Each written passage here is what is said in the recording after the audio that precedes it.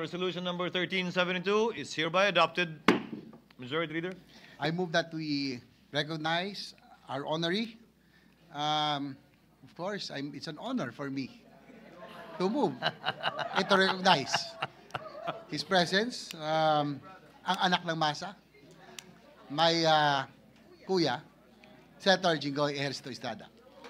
Senator Kuya Jinggoy Estrada is recognized. Thank you, You Mr. may proceed, sir. President. Thank you to my beloved younger brother, the good one.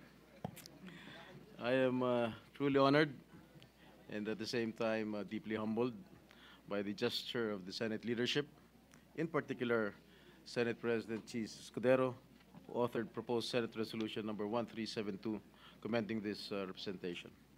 Papasalamat ako hindi lang sa mayorya, kundi pati na rin sa minorya sa pagkakataon manilbihan bilang inyong Senate President Pro Temp para sa 3rd regular session ng 19th Congress.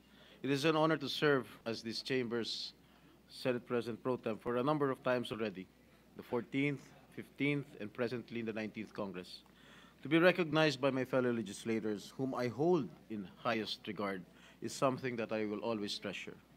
Iba-iba man ang ating pinanggaliang partido at paninindigan sa mga issue, pinatutunayan ng Senadong ito na tayo ay nagkakaisa para sa layunin na mayangat ang antas ng pamumuhay ng ating mga kababayan.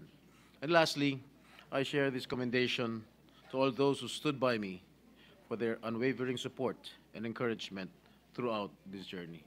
Maraming salamat po, Ginoong Pangulo. Wala akong kopya ng mabasahin. Session is suspended.